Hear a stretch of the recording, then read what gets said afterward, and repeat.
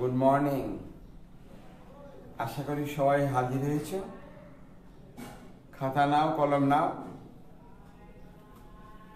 আমাদের পড়া শুরু হবে। তাহলে আমরা গতদিনে তোমাদের যে ক্লাস ছিল সেখানকার যে সমস্যাগুলি ছিল সেটা আমরা একটু আলোচনা করি। আশা করি তোমরা সকালে অনেক ঠান্ডা সুন্দর আবহাওয়া, ঘুম থেকে উঠতে একটু কষ্ট হয়েছে, তারপরও শুরু করছি। কালকে 30/4/2020 মোহাম্মদ রফিকুল ইসলাম, তুমি চাঁদপুর থেকে টেলিফোন অংশগ্রহণ করেছিলে। তুমি বলেছো জৈব রসায়ন আমাদের কলেজের টিচাররা 2 সপ্তাহ শেষ করে দিত। আমাদের মুখস্থ করতে করতে জৈব রসায়নের প্রকৃত মজা উপলব্ধি করতে বিরত রাখত। কিন্তু স্যার, আপনার ভিডিওগুলো দেখে খুব উপকৃত হয়েছি, চালিয়ে যান। আর আমি দেখছি চাঁদপুরের এক প্রত্যন্ত গ্রামের কলেজ থেকে না, বাসা থেকে আর কি, কলেজ তো এখন বন্ধ। Thank you Rakibul. না, 2 সপ্তাহে কি করে জৈব রসায়ন শেষ হয়ে যায়? আমরা তো ধীরে ধীরে পড়াচ্ছি। আজকে আমাদের 12তম ক্লাস, কিন্তু আসলে আমরা কলেজে সপ্তাহে 4টা ক্লাস নিই। তাতে আমরা রেখেছিলাম কলেজে কমপক্ষে 1.5 মাস থেকে 2 মাস পড়াবো।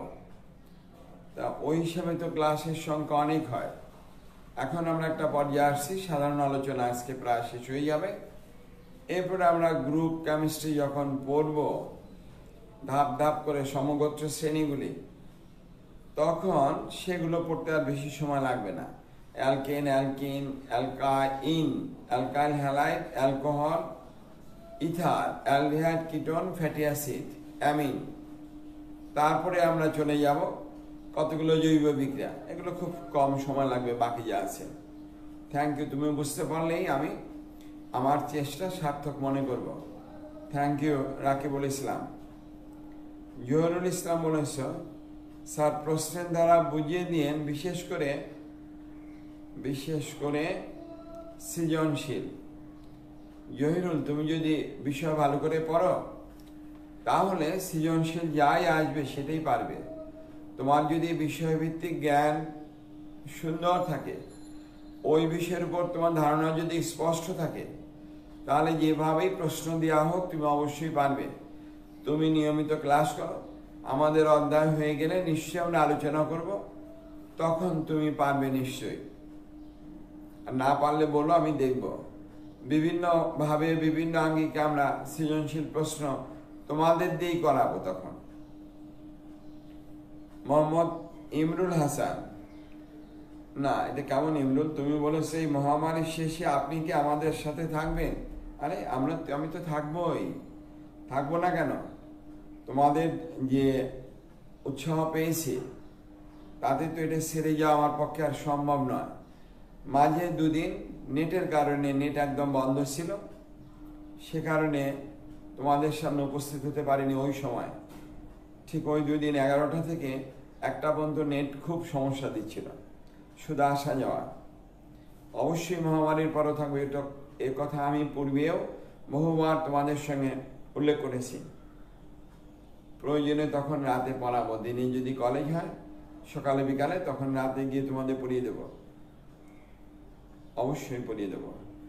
সৈকত বিশ্বাস এনডিসি থেকে তুমি সম্ভবত বলেছ, স্যার কলেজ খুলতে কি আমাদের যেখান থেকে শেষ করেছিলেন সেখান থেকেই শুরু করবেন? হ্যাঁ, আমরা যেখান থেকে শেষ করেছিলাম অবশ্যই প্রত্যেক টিচার সেখান থেকেই শুরু করব এবং শেষও সুন্দরভাবে করব। তুমি এ বিষয়ে নিশ্চিত থেকো, কোনো রকম ক্লাসে ফাঁকি দেওয়া হবে না। Abidur Rahman Sabbir, 1 degree free radical ও 2 ডিগ্রি ফ্রি রেডিক্যাল কিভাবে বের করবো স্যার? কেন, এটা তো সোজা। আরে 1 ডিগ্রি কার্বোক্যাটায়ন যদি বুঝতে পারো আর 2 ডিগ্রি কার্বোক্যাটায়ন বুঝতে পারো, তাহলে 1 ডিগ্রি ফ্রি রেডিক্যাল কেন বুঝতে পারবে না? অবশ্যই বুঝতে পারবো। এদিকে একটু দেখো, এখানে যদি আমরা CH3 বলা হয়, কাকে? CH3 একটা মুক্ত ইলেকট্রন আছে। আর কোনটা বলতো RCH2, তার একটা মুক্ত ইলেকট্রন আছে। আর যদি বলতাম R2CH, তখন কার্বনের দুটো হাত কি বলতো অ্যালকাইল মূলক দ্বারা পূর্ণ। আর যদি বলা হতো R3C, কার্বনের তিনটি হাত অ্যালকাইল মূলক দ্বারা পূর্ণ। তাহলে এই দুটোকেই তুমি নিশ্চয়ই বলবা 1 ডিগ্রি ফ্রি রেডিক্যাল, এটাকে বলবা 2 ডিগ্রি ফ্রি রেডিক্যাল, আর এটা আমাদের 3 ডিগ্রি ফ্রি রেডিক্যাল। তাহলে নিশ্চয়ই কোনটা 1 ডিগ্রি, কোনটা 2 ডিগ্রি, কোনটা 3 ডিগ্রি বুঝতে পেরেছ। মূলক হলো CH2, CH2 এর বাকি হাত H অথবা R দ্বারা পূর্ণ। আবার বলি মূল গঠন কাঠামো হলো CH2, তার বাকি হাত এখানে H হতে পারে অথবা আরও হতে পারে, তখনই সেটা আমাদের 1 ডিগ্রি। আর এখানকার মূল হলো CH, তার দুটি হাত থাকবে, এই দুটি হাতে অবশ্যই R দ্বারা পূর্ণ। আর এখানকার গঠন কাঠামো হলো C, তিনটি হাতে R দ্বারা পূর্ণ। তিনটি হাত কি বলো তার দ্বারা পূর্ণ। তাহলে এটা তুমি বুঝতে পারবে না কেন? অবশ্যই একটু ভালো করে বুঝে পড়ো বাবা, অবশ্যই পারবে। 1 ডিগ্রি, 2 ডিগ্রি, 3 ডিগ্রি, কঠিন তো নয়। 1 ডিগ্রির ক্ষেত্রে CH2, বাকি হাত H বার, দেখো না methyl CH3, methyl free radical, বাকি হাত কি বলতো H দ্বারা পূর্ণ। আর যদি RCH2 বলি, তার বাকি হাত কি বলতো R দ্বারা পূর্ণ। তাহলে না বোঝার কোনো কারণ নেই। এটা কয় ডিগ্রি বলতো? 2 ডিগ্রি। এটা কয় ডিগ্রি? 3 ডিগ্রি। 2 ডিগ্রি CH, দুটো হাতে R দ্বারা পূর্ণ। 3 ডিগ্রি C, তিনটি হাতে কি বলতো R দ্বারা পূর্ণ। তাহলে আমরা অবশ্যই 1 degree, 2 degree, 3 degree free radical বুঝতে পারবো। কার্বোক্যাটায়নের ক্ষেত্রেও একই নিয়ম। কার্বোক্যাটায়নের ক্ষেত্রে একই নিয়ম। যদি কার্বোক্যাটায়ন বা কার্বনিয়াম আয়ন হতো, তখন তাকে বলবো CH2+, এই যে বাকি হাত H অথবা R দ্বারা পূর্ণ, তখন তাকে বলবো 1 ডিগ্রি। আর যদি এমন হতো CH, দুটো হাতে কি বলো তার দ্বারা পূর্ণ, সেটা 2 ডিগ্রি। আর যদি এরকম হতো কার্বনের তিনটি হাতে R দ্বারা পূর্ণ, তখন তাকে বলবো 3 ডিগ্রি। নিশ্চয়ই এটা 1 ডিগ্রি, একে বলবো 2 ডিগ্রি, একে বলবো 3 ডিগ্রি। দুটোতে একই বিষয়। যদি কার্বো অ্যানায়ন হতো, কার্বো অ্যানায়ন নেগেটিভ চার্জ যুক্ত আয়ন, সেক্ষেত্রে কিন্তু এটা CH2- বাকি হাতে H বার, সেটা আমাদের 1 ডিগ্রি এভাবে আসবে। জানি না দেখা যাচ্ছে কিনা। এটা CH2- বাকি হাত কি বলতো H বার, সেটা অবশ্যই 1 ডিগ্রি। আর যদি এমন হতো CH- বাকি দুটো হাতে R দ্বারা পূর্ণ 2 ডিগ্রি। আর যদি এমন হতো C এভাবে প্লাস, তিনটি হাতে R দ্বারা পূর্ণ, তাকে বলবো 3 ডিগ্রি। এটা আমাদের 1 ডিগ্রি। কার্বনায়ন 2 ডিগ্রি, কার্বনায়ন একে আমরা বলবো 3 ডিগ্রি। কার্বো অ্যানায়ন বা কার্বনায়ন, আর এটা হলো কার্বনিয়াম আয়ন বা কার্বোক্যাটায়ন, পজিটিভ চার্জ যুক্ত আয়ন। কার্বনিয়াম আয়ন বা কার্বোক্যাটায়ন, এটুকু মনে রাখলে তো হয়ে যায় কোনটা 1 ডিগ্রি, কোনটা 2 ডিগ্রি, কোনটা 3 ডিগ্রি, কোনটা 1 ডিগ্রি, কোনটা 2 ডিগ্রি, কোনটা 3 ডিগ্রি। আরেকজন কালকে রাত্রে 10:15 বাজে টেলিফোন করেছে, sir alpha hydrogen, alpha carbon, beta carbon কি স্যার? এটা সোজা জিনিস, বুঝতে পেরেছ? যখন এটা বলেছি ওটাও বলে ফেলি। কালকে রাত্রে টেলিফোন করেছে, আমি বলেছিলাম গ্রুপে বলো যে কোনো প্রশ্ন, বুঝতে পেরেছো? আমরা তো একটা গ্রুপ করার চেষ্টা করেছি বা চেষ্টা চালিয়ে যাচ্ছে, দেখা যাক পারবো অবশ্যই একটা গ্রুপ করতে শিক্ষার ক্ষেত্রে আলাদা একটা প্ল্যাটফর্ম। আজকে তোমাদের সঙ্গে সামান্য একটু ক্লাস নিয়েই আড্ডাতে যাব, কিন্তু সবাই থেকে সামান্য একটু ক্লাস নিয়েই মূলত তোমাদের কি প্রয়োজন, কি চাহিদা। যেহেতু এই সপ্তাহে আমরা ঘোষণা পেয়েছি কলেজ একটা দীর্ঘ সময় বন্ধ থাকছে, কলেজ একটি দীর্ঘ সময় বন্ধ থাকছে, এই সময় আমি কতটুকু চেষ্টা করে তোমাদের পাশে শিক্ষার মানকে উন্নত করে দিতে পারি বা শিক্ষার মানকে উন্নয়নের জন্য কতটুকু ভূমিকা রাখতে পারি, ছোট মানুষ হিসাবে আমি খুবই একজন ক্ষুদ্র মানুষ, তবু আমার চেষ্টা থাকবে যে যতটুকু সম্ভব পারি শিক্ষার মানকে উন্নয়ন করার চেষ্টা করব, সে ব্যাপারে দেখা যায় কতটুকু পারি। এবার দেখো আলফা কার্বন বেটা কার্বন বলেছিলাম, পরাবো প্রতিস্থাপন বিক্রিয়া আর অপসরণ বিক্রিয়া, এই দুটো আমরা আজকে পড়াবো। বুঝছো, দেখা যাক। যেহেতু আসছে ওখানে আলফা বেটা কার্বন, দেখো এটা আমাদের HCH2OH, দেখো এটা কিন্তু 1 ডিগ্রি, কেমন বলো তো 1 ডিগ্রি। যে কার্বনের সঙ্গে অক্সিজেন তার দুটো হাত হাইড্রোজেন, বাকিটাও হাইড্রোজেন, ঠিক তো। এই কার্বনের পাশে কোনো কার্বন নেই। আর যদি এরকম বলো তো CH3CH2OH, এটা নিশ্চয়ই মিথানল বা মিথাইল অ্যালকোহল, ওকে বলবো মিথানল বা মিথাইল অ্যালকোহল, একে বলবো আমরা ইথানল বা ইথাইল অ্যালকোহল। এই দুটো জিনিস লক্ষ্য করো, দুটো যৌগ। আর একটা যৌগ দেখো HCHO, একে আমরা বলবো মিথানেল বা ফর্মালডিহাইড, বাণিজ্যিক নাম। CH3CHO, তাকে বলবো ইথানেল বা অ্যাসিটালডিহাইড।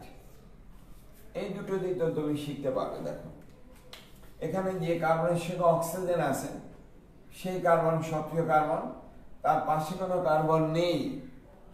এখানে যে কার্বনের সাথে অক্সিজেন আছে সেই কার্বন সক্রিয় কার্বন, তার পাশে আরেকটি কার্বন আছে।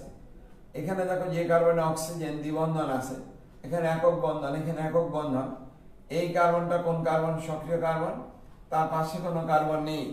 আর এখানে পাশে কার্বন আছে, সক্রিয় কার্বনের পার্শ্ববর্তী কার্বন, সেই কার্বনের নাম হলো বেটা কার্বন। তাহলে এখানে আমাদের কোন কার্বন? এই কার্বন কোন কার্বন বলো তো? বেটা কার্বন।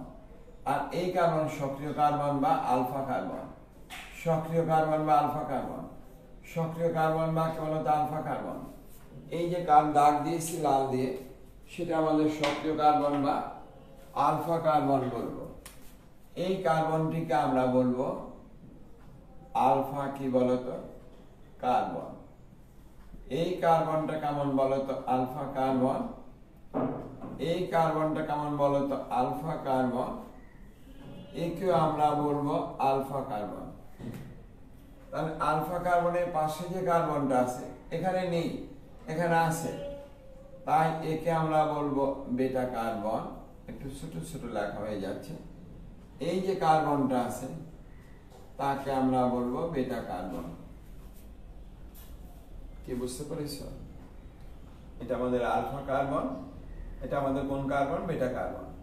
আলফা কার্বনের সাথে যুক্ত হাইড্রোজেন আলফা হাইড্রোজেন, বেটা কার্বনের সাথে যুক্ত হাইড্রোজেন বেটা হাইড্রোজেন, সোজা কথা। তাহলে সক্রিয় কার্বন কোন কার্বন বলো তো? Alpha carbon. আমি ও দিয়ে দেখিয়েছি, অক্সিজেনের পরিবর্তে তো অন্য কোনো গ্রুপও হতে পারে, হাইড্রোজেন ব্যতীত অন্য হ্যালোজেনও হতে পারে। সেক্ষেত্রে যে কার্বন আসবে কোনোটা মিথেন আর কোনোটা ইথেন। আবার একাধিকও কার্বন থাকতে পারে। যদি এরকম বলি, কিরকম বলো তো? CH3, নিচে লিখবো, উপরে লিখি আমাদের CH3, C ডাবল বন্ড ও CH3। তাহলে এখানে তো দুটো কার্বন, এইটা আমাদের সক্রিয় কার্বন, তার পাশে দেখো দুটি কার্বন আছে। অতএব এই দুটি কার্বনে কি বলতো? বেটা কার্বন। সক্রিয় কার্বনের পাশে দুটি কার্বন আছে, দুটিকে আমরা বেটা কার্বন হিসেবে ধরে নেব। তাহলে নিশ্চয়ই বুঝতে পেরেছ আলফা বেটা কার্বন কাকে বলে। যদি থেকে থাকো, নামটা শুনিনি কালকে, শুধু বললাম যে তুমি কালকে আমাদের পড়ানোর সময় বলো, সবাই তাহলে সেটা শিখতে পারবে বা সবাই সেটা দেখতে পারবে। তাহলে আমরা আসবো কোন বিক্রিয়া বলতো? প্রতিস্থাপন বিক্রিয়া। একটা গ্রুপকে সরিয়ে আরেকটা গ্রুপ যুক্ত হবে। প্রথমে আমাকে শিখতে হবে প্রতিস্থাপন বিক্রিয়া কি। কোন একটা গ্রুপ চলে গিয়ে সেখানে ভিন্ন আর একটা গ্রুপ আসবে, নিশ্চয়ই কার্বনের যোজ্যতা 4 থাকবে, কারণ বিষয়টা আমাদের জৈব যৌগ। তোমরা বলবা স্যার কপার সালফেট দ্রবণে আয়রন যোগ করলে কি হয়, ফেরাস সালফেট প্লাস কপার। সেখানে তো আয়রন কপারকে প্রতিস্থাপিত করেছে। ফেরাস সালফেট দ্রবণে জিঙ্ক যোগ করলে জিঙ্ক সালফেট প্লাস আয়রন হয়ে যায়, সেখানে তো আয়রন প্রতিস্থাপিত হয়, সেটা অজৈব বিক্রিয়া। আমরা পড়ছি জৈব যৌগ, তাই এখানে যা কিছু আলোচনা করব জৈব বিক্রিয়া সম্পর্কে আলোচনার মধ্যে থাকবে। তাই আমাদের এই জৈব বিক্রিয়ার আলোচনায় আমরা কোনটা আসবো বলো তো, প্রতিস্থাপন বিক্রিয়া। এই প্রতিস্থাপন বিক্রিয়া জৈব বিক্রিয়ার ক্ষেত্রে তাকে আমরা দুই ভাগে ভাগ করেছি। একটা হলো নিউক্লিওফাইল প্রতিস্থাপন, আর একটা হলো ইলেকট্রোফাইল প্রতিস্থাপন। আবার বলি, একটি হলো কেন্দ্রাকর্ষী প্রতিস্থাপন বিক্রিয়া, নিউক্লিওফাইল প্রতিস্থাপন যাকে আমরা বলি, আর একটা ইলেকট্রোফাইল প্রতিস্থাপন। একটা এসএন বিক্রিয়া আর একটা ই বিক্রিয়া। SN1 একটা বিক্রিয়া, একটা SN2 বিক্রিয়া। অর্থাৎ SN বিক্রিয়াটা দুই ভাগে ভাগ করা হয়। S মানে সাবস্টিটিউশন, N মানে নিউক্লিওফাইল। তাহলে SN এর একটি অর্থ আছে। আমরা যদি বলি S এভাবে লিখব, N লিখবে এখানে SN বিক্রিয়া। এই বিক্রিয়াটা দুটো ভাগে ভাগ হয়। একটাকে বলবো SN1 আর একটাকে বলবো SN কত বলতো 2। একটা হলো একাণবিক নিউক্লিওফাইল প্রতিস্থাপন বিক্রিয়া, আর একটা হলো দ্বিআণবিক নিউক্লিওফাইল কি বলতো প্রতিস্থাপন বিক্রিয়া। একটা কেন্দ্রাকর্ষী একাণবিক আর একটা কেন্দ্রাকর্ষী কি বলতো দ্বিআণবিক। নিউক্লিওফাইল ইউনিমলিকুলার আর একটা বাইমলিকুলার। একটা আসবে এই রূপ, কিরকম বলতো SN1, আর একটা বিক্রিয়াকে বলবো আমরা কি বলতো SN2। তার মানে এক্ষেত্রে কি বলতো, একটি মাত্র বিক্রিয়কের ঘনমাত্রার পরিবর্তন রাসায়নিক বিক্রিয়ার গতিবেগকে নিয়ন্ত্রণ করে। আবার বলি, একটি মাত্র বিক্রিয়কের ঘনমাত্রার পরিবর্তন রাসায়নিক বিক্রিয়ার গতিবেগকে নিয়ন্ত্রণ করে। আর SN2 হলো দুটি বিক্রিয়কের ঘনমাত্রার পরিবর্তন রাসায়নিক বিক্রিয়ার গতিবেগকে কি বলতো নিয়ন্ত্রণ করে। একটু ভালো করে মনোযোগ সহকারে শোনো, তাহলে পারবে। ওই যে বলেছিলে, নামটা ভুলে গেছি, রাকিবুল ইসলাম, চাঁদপুর থেকে। আছো কিনা জানি না। রাকিবুল তুমি থাকো, সবকিছু রসায়ন না বিজ্ঞানের সবকিছুই, শুধু রসায়ন না বিজ্ঞানের সবকিছুই বুঝে পড়া। আর বুঝতে পারলেই তার ভিতরে তুমি আনন্দ পাবে, আর সেই পড়া তোমার মনের ভিতরে থাকবে, সেটাই কার্যকারী পড়া। না বুঝে কখনো কোনো কিছু পড়বে না, মুখস্থ করবে না। এটা শুধু কেমিস্ট্রি নয়, সকল বিষয়ের ক্ষেত্রে প্রযোজ্য। বিজ্ঞানের ক্ষেত্রে এটা অসম্ভবভাবে প্রযোজ্য। বিজ্ঞান কখনো না বুঝে পড়বে না। তাকে বল থ্যাংক ইউ তোমাকে। তাহলে আমরা এখানে SN1 দেখো, হেডলাইন দাও SN1 বিক্রিয়া। তাহলে আমরা কোনটা আসবো, প্রতিস্থাপন বিক্রিয়াতে SN বিক্রিয়া। S মানে সাবস্টিটিউশন, N মানে নিউক্লিওফাইল, মানে কেন্দ্রে প্রতিস্থাপন ঘটবে। প্রতিস্থাপনটা কোথায় বলো তো, কেন্দ্রে। তার মানে কেন্দ্রে প্রতিস্থাপন। S মানে সাবস্টিটিউশন, N মানে নিউক্লিওফাইল, তার মানে কোথায় হচ্ছে নিউক্লিয়াসে। তার এইবার SN1 আর একটা SN2। এটা 1 মানে লেখো তাহলে বাম দিকে SN1 বিক্রিয়া লিখে তারপর লেখো। লিখেছ?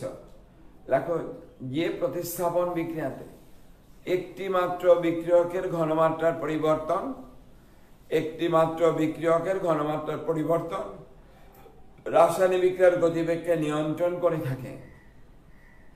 রাসায়নিক বিক্রিয়ার গতিবেগকে নিয়ন্ত্রণ করে থাকে। ফলশ্রুতিতে কার্বোকাটায়নের সৃষ্টি হয় এবং জ্যামিতিক গঠন কাঠামো অপরিবর্তিত থাকে, তাকে SN1 বিক্রিয়া বলা হয়। এখানে দুটো বৈশিষ্ট্য বলে ফেলেছি সংজ্ঞার মধ্যে। একটা হলো কার্বোকাটায়নের সৃষ্টি হয়, আর একটা হলো জ্যামিতিক গঠন কাঠামো অপরিবর্তিত থাকে। তাহলে যেহেতু বলে ফেলেছি, লেখো SN1 বিক্রিয়ার বৈশিষ্ট্য। SN1 বিক্রিয়ার একটা বৈশিষ্ট্য থাকে, যে বৈশিষ্ট্যের আলোকে আমরা বলতে পারি বিক্রিয়াটি SN1 বিক্রিয়া। লেখো, একটি মাত্র বিক্রিয়কের ঘনমাত্রার পরিবর্তন বিক্রিয়ার গতিবেগকে নিয়ন্ত্রণ করে থাকে। তোমরাই লেখো, আমি আর লিখছি না। নাম্বার 2 দিয়ে লেখো, এক্ষেত্রে কার্বোক্যাটায়নের সৃষ্টি হয়, এক্ষেত্রে কার্বোক্যাটায়নের সৃষ্টি হয়।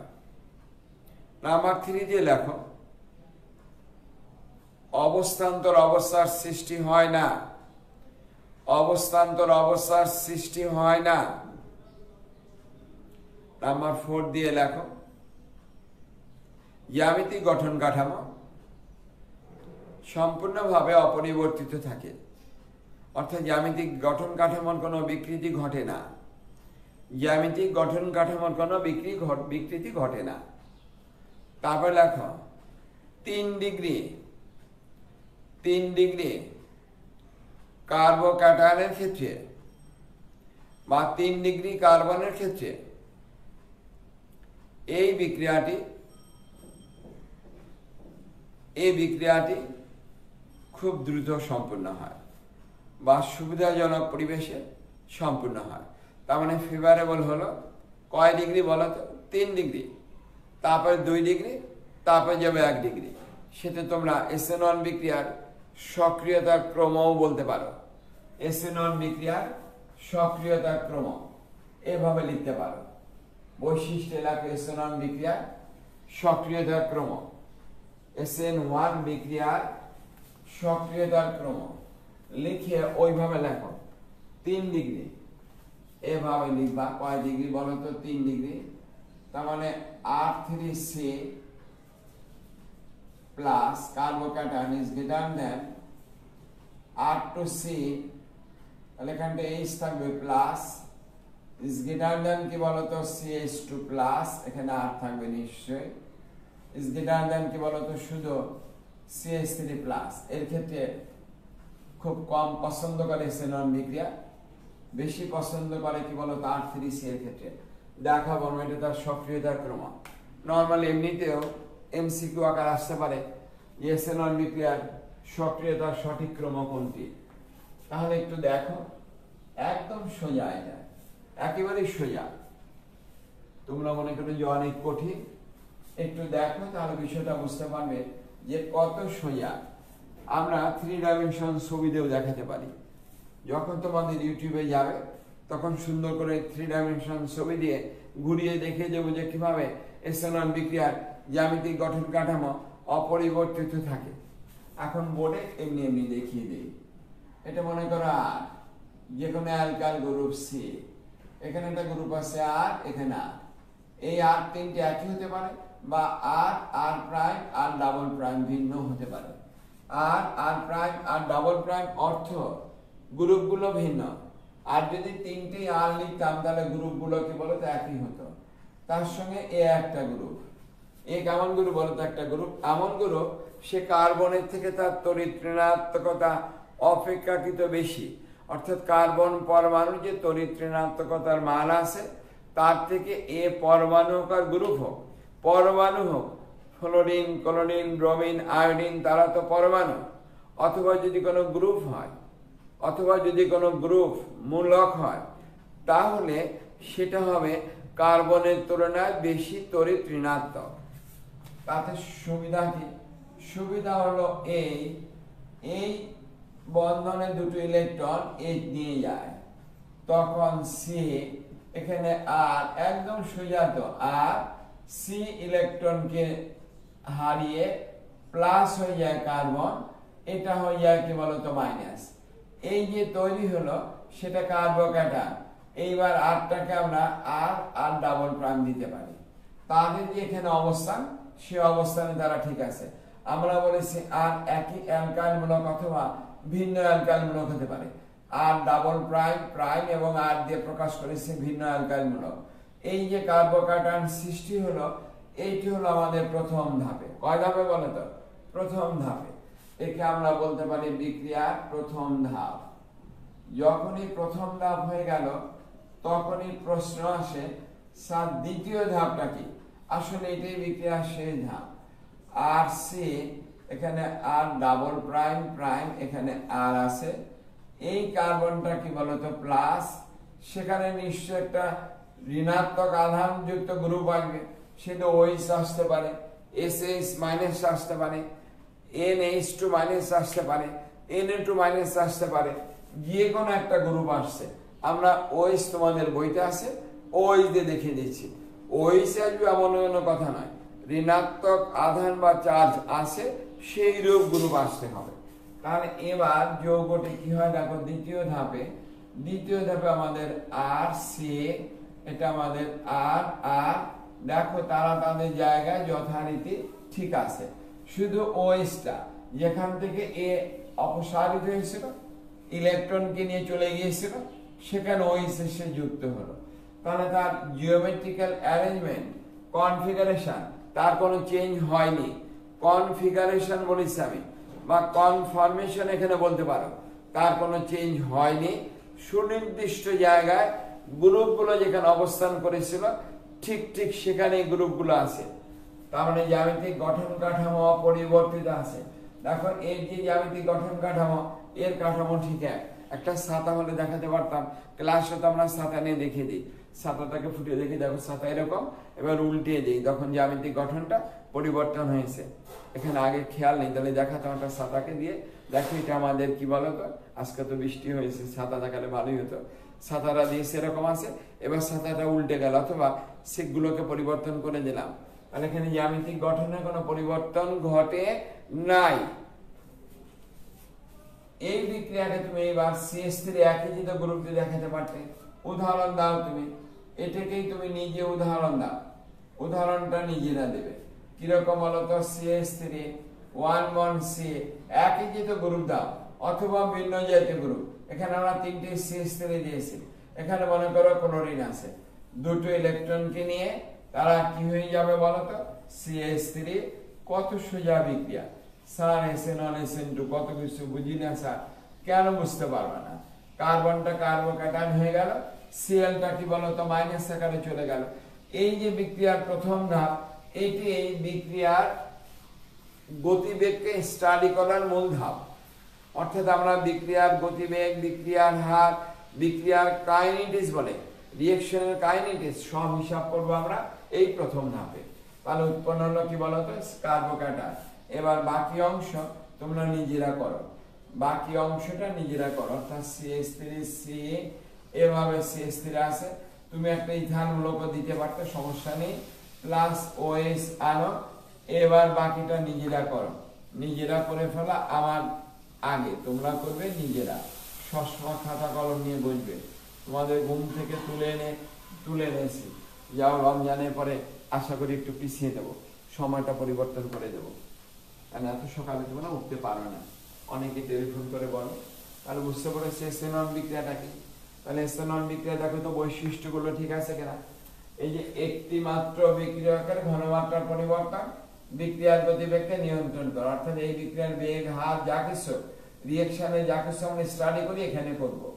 নাম্বার 2 দেখো কার্বোক্যাটায়ন সৃষ্টি হয়েছে, দেখো জ্যামিতিক গঠন ঠিক আছে, কোনো পরিবর্তন ঘটেনি, কোনো অবস্থান্তর অবস্থা হয়নি, কোনো ট্রানজিশন স্টেট নেই, কোনো ট্রানজিশন স্টেট নেই। দেখো আমরা উদাহরণ দিই সেটাকে 3 ডিগ্রি কার্বোক্যাটায়নের ক্ষেত্রে, এটা 3 ডিগ্রি কার্বোক্যাটায়নের ক্ষেত্রে অবস্থাটাকে আমরা প্রকাশ করেছি। তাহলে বুঝতে পেরেছ যে SN1 বিক্রিয়া কাকে বলে, SN1 বিক্রিয়া কাকে বলে, এবং সেই সম্পর্কে আমরা একটা ধারণা পেয়ে গেলাম। এইবার দেখো SN2 বিক্রিয়া, SN2 বিক্রিয়া আমরা SN1, তারপর কি বলতো SN2 বিক্রিয়া।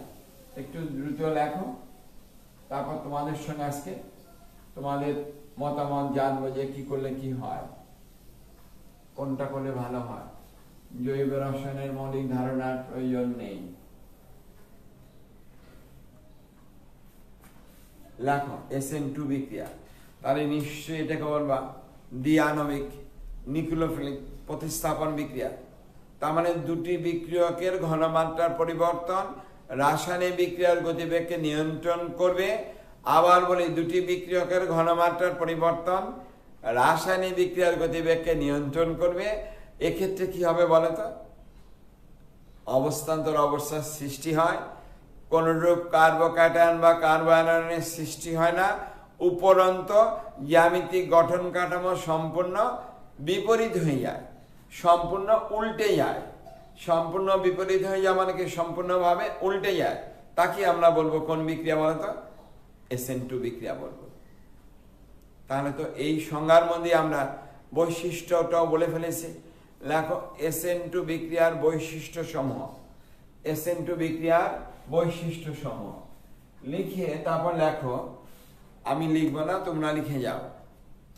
1 দিয়ে লেখো, দুটি বিক্রিয়কের ঘনমাত্রার পরিবর্তন রাসায়নিক বিক্রিয়ার গতিবেগকে নিয়ন্ত্রণ করে থাকে। দুটি বিক্রিয়কের ঘনমাত্রার পরিবর্তন বিক্রিয়ার গতিবেগকে নিয়ন্ত্রণ করে থাকে। তার মানে একটা বিক্রিয়ক না, এখানে উভয় বিক্রিয়কই কার্যকরী। উভয় বিক্রিয়কের ঘনমাত্রায় বিক্রিয়ার গতিবেগকে নিয়ন্ত্রণ করে। নাম্বার 2 দিয়ে লেখো, এখানে কোনরূপ কার্বোক্যাটায়ন বা কার্বো অ্যানায়নের সৃষ্টি হয় না। বলেছো যে স্যার আগে তো কার্বোক্যাটায়ন হয়েছিল, এবার মনে কার্বো অ্যানায়ন হবে না। এখানে কোনো কার্বোক্যাটায়ন বা কার্বো অ্যানায়নের সৃষ্টি হয় না। 3 দিয়ে লেখো, অবস্থান্তর অবস্থার সৃষ্টি হয়। এখানে কি আসবে? ট্রানজিশন স্টেট আসতে হবে। অবস্থান্তর অবস্থার সৃষ্টি হয়ে দেখাবো। লেখো। 4 দিয়ে লেখো, জ্যামিতিক গঠন কাঠামো সম্পূর্ণভাবে পরিবর্তিত হয়ে যায়, উল্টে যায়। জ্যামিতিক গঠন কাঠামো সম্পূর্ণভাবে উল্টে যায়। ওই যে ছাতাটা ধরে রেখেছিলাম, সম্পূর্ণ উল্টে যায়। তাকে জ্যামিতিক গঠন কাঠামো সম্পূর্ণ কি বলতো? উল্টে যায়। আমরা ছাতাকে উল্টে দিয়ে দেখাই ক্লাসে তো ছাতা থাকে, বৃষ্টির দিন হয়, আসে ছেলেরা। জ্যামিতিক গঠন কাঠামো সম্পূর্ণ কি উল্টে যায়। নাম্বার 5 দিয়ে লেখো, সক্রিয়তার ক্রম। এইবার কিন্তু 1 ডিগ্রি, তারপরে 2 ডিগ্রি, তারপর 3 ডিগ্রি। তার মানে 1 ডিগ্রি হলে সক্রিয়তা সবচেয়ে বেশি হয়। 3 ডিগ্রির ক্ষেত্রে সক্রিয়তা কি বলতো? কম হয়। এটা আমি একটু লিখে দিই। দেখো সক্রিয়তার ক্রমটা যেটা ছিল, আমরা যদি বলতাম তাহলে 1 ডিগ্রি, তার মানে CH3, তারপরে কি আসবে? এটা বড় সবচেয়ে, তারপরে CH3 CH2, যাকে আমরা বলি RCH2, তারপরে যদি বলি কাকে আসবে বলতো? R2CH, এরপরে যদি বলি তাকে বলবো R3C। তার মানে এখানে সক্রিয়তাটা সবচেয়ে কম 3 ডিগ্রির ক্ষেত্রে, তারপরে 2 ডিগ্রি, তারপরে 1 ডিগ্রি। 1 ডিগ্রি তো দুটোই হয়, শুধু মিথাইল থাকলে তার ক্ষেত্রে সক্রিয়তা সবচেয়ে বেশি। সবচেয়ে কি বলতো? বেশি। তা আমরা একটু দেখাই, একটা উদাহরণ দিলেই বিষয়টা পরিষ্কার হয়ে যাবে। একদম সোজা, বুঝতে পেরেছ? একদম সোজা বিষয়টা। এই জন্য তোমাদের বলেছিল স্যার SN1 SN2 অনেক আগে, স্যার E1 E2 সাইজে পেন্ডিং একটু অপেক্ষা করো। তো কি কঠিন কি তা তো বুঝি না। SN1 কঠিন কোথায়, আর E1 কঠিন কোথায়, আর E2 কঠিন কোথায়? এলিমিনেশন, অপসারণ বিক্রিয়া। তাতে অসুবিধা কি হলো বলো? এবার দেখো প্রতিস্থাপনটা আমরা দেখাবো। দুটি বিক্রিয়কের ঘনমাত্রার পরিবর্তন। মনে করো OH একটি নিউক্লিওফাইল এজেন্ট, কারণ এখানে তো কি ঘটে বলতো? নিউক্লিয়াসে লাফা নিউক্লিয়াস, সে তো নেগেটিভ চার্জ নিয়ে আসবে। কোন আধান বলতো? নেগেটিভ আধান। ও যদি আসে এইরূপ একটা গ্রুপের সঙ্গে, একটা আর দিয়ে দেখায় C, এখানে H আছে, এখানে H আছে, এখানে A একটা গ্রুপ। ওই যে গ্রুপটা আগে চলে গিয়েছিল, ওই এই যে আসবে তা নয়, যে কোনো একটা গ্রুপ হোক। এই OH এখন কার্বনের তো যোজনী 4 আছে। এখানে প্রতিটি বন্ধন কোণের মান মনে করো 109 ডিগ্রি 28 মিনিট বা 109 ডিগ্রি 5 মিনিট, ঠিক আছে। এই চতুস্তলকীয় গঠন কাঠামোর মধ্যে তাকে প্রবেশ করতে হবে, তার নিউক্লিয়াসের মধ্যে তাকে প্রবেশ করতে হবে। এবার সে ইলেকট্রন নিয়ে আসছে, সে কি করবে? 8টাকে তার অবস্থান থেকে, ভালো করে লক্ষ্য রেখো, 8টাকে তার অবস্থান থেকে সরিয়ে দিয়ে খুব ধীরে ধীরে, কিন্তু এই বিক্রিয়ার ধাপটা খুব ধীরে ধীরে হয়, সরিয়ে দিয়ে এইভাবে দেখো একটু মনোযোগ সহকারে। এই Hটা কোন H বলতো? এই H আমরা লাল কালিতে দেখালে সবচেয়ে সুবিধা হবে। লাল যেহেতু আছে, জ্যামিতিক গঠনের জন্য H, এখানকার এই H একটাকে আমরা লাল দিয়ে দেখালাম, আর এখানকার যেটা আছে সেটা আমাদের H এভাবে থাকবে, আর এই 8টা এখান থেকে চলে গেল কোথায় বলো তো, এইখানে। তাহলে দেখো এই এইচটাকে আমরা একটু বাঁকিয়ে দেই, কারণ প্রভাব তো পড়বে তার উপরে এখানে। তাহলে এইবার দেখো এই যতটুকু OH কার্বনকে ইলেকট্রন সরবরাহ করবে, কার্বন ঠিক ততটুকু ইলেকট্রন একে দিয়ে দেয়। স্যার এইবার প্রশ্ন আসবে কেন দেয়? এই ছিল তড়িৎ ঋণাত্মক মৌল, এই বন্ধনের উপরে একটা ডাইপোলের সৃষ্টি করে রাখে সবসময় সমযোজী বন্ধনে আয়নিক বৈশিষ্ট্য সৃষ্টি করে রাখে, অথবা সৃষ্টি করার জন্য তৎপর থাকে। কে থাকে বলো তো? এ। তার মানে এই বন্ধনের দিকে কার্বনকে সবসময় লক্ষ্য রাখতে হয় যে এ তার ইলেকট্রনকে নিয়ে চলে যায় কিনা, এ কার্বন ইলেকট্রনকে নিয়ে চলে যায় কিনা। কারণ এ হলো একটা দুষ্ট গ্রুপ বা দুষ্ট পরমাণু, সে সবসময় বন্ধন করেছে সমযোজী, কিন্তু সমযোজী বন্ধনে অংশগ্রহণকারী ইলেকট্রন দুটিকে সবসময় তার নিজের দিকে টানতে থাকে। ওই অবস্থায় এই OH আসছে ইলেকট্রনকে নিয়ে, সে কার্বনকে প্রস্তাব দিয়েছে যে আমি তোমাকে ইলেকট্রন দিচ্ছি, একে দাও, দিয়ে ইলেকট্রন তোকে তাড়িয়ে দাও, আমার সাথে বন্ধন করো। তাহলে আর তোমাকে বন্ধনের দিকে লক্ষ্য রাখতে হবে না যে বন্ধন কখন সমযোজী থেকে আয়নিক হয়ে যায়, বন্ধন কখন সমযোজী থেকে আয়নিক হয়ে যায়।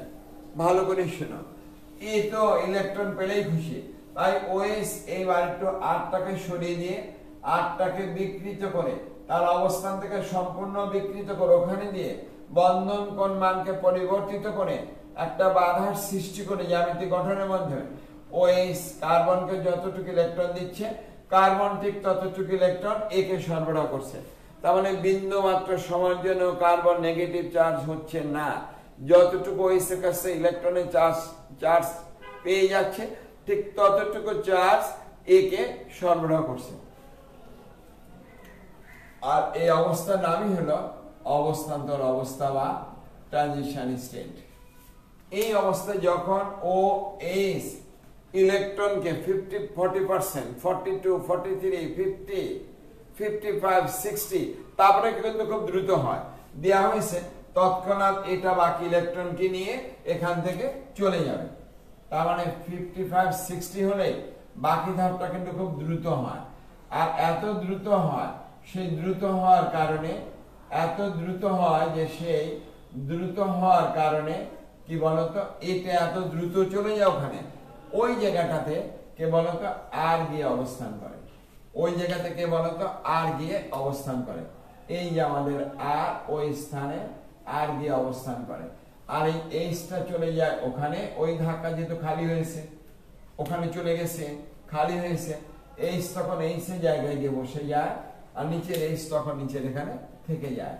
আর এটা কি করলো বলতো, এইচ নিচে এখানে থেকে যায়, আর এটা এ মাইনাস আকার অপসারিত হয়ে চলে যায়। তার মানে এই জ্যামিতিক গঠন যে রূপ ছিল দেখো, এর চতুস্তলিক গঠন সম্পূর্ণ তার কি বলতো বিপরীত। জ্যামিতিক গঠন সম্পূর্ণভাবে কি হয়ে যায় বলতো, পরিবর্তিত হয়ে যায়। তাহলে আমরা একটা বাস্তব উদাহরণ দাও তোমরা, তাহলে তো বিষয়টা অনেক সুন্দর হয়ে যায়। তাহলে OH মাইনাস প্লাস কি আসবে বলতো আর সি, এখানে H, এখানে H, এখানে একটা গ্রুপ দিয়ে দাও, মনে করো Cl হোক, যে কোনো একটা গ্রুপ হোক। এবার বাকিটা তোমরা নিজেরা করো, কি করবে বলতো, HO এভাবে দেখাও, এইভাবে C, তার সঙ্গে কি থাকবে বলতো, ওখানে থাকবে আমাদের A মানে আমাদের Cl, এ মানে কে বলতো Cl। এইবার 8টা কোথায় গেল বলতো, এই দিকে পরিবর্তিত হয়ে গেল বাধার মুখে, এখানে H, নিচে থাকবে H, এটি আমাদের ট্রানজিশন স্টেট। এরপরে Cl তো চলে যাবে, এই যতটুকু ইলেকট্রন কার্বনকে দিচ্ছে, ডেল মানে কি পরিপূর্ণ 1 না, 1 থেকে কম, সে তো 1 নিয়ে আসছে, সে দিচ্ছে কার্বনকে আর ক্লোরিন নিচ্ছে। তাহলে এক পর্যায়ে কি হবে বলতো, H ও এখানে থেকে যাবে, আর ক্লোরিন ইলেকট্রনকে ওখান থেকে চলে যাবে, ক্লোরিন চলে গেলে আর বাধার মুখে সেই জায়গাটা পরিবর্তন করবে, আর পরিবর্তন করলে হঠাৎ ওপাশে জায়গা খালি হয়ে যায়, সে খালি জায়গাতে ওরা গিয়ে বসে যায়, এই সিএলটা চলে গেল। কি কঠিন বিক্রিয়া, কোনো কঠিন বিক্রিয়া নয়। তো এর সক্রিয়তার ক্রম যদি বলতাম তাহলে আমি বলবো CH3, তার মানে ওই 1 ডিগ্রি।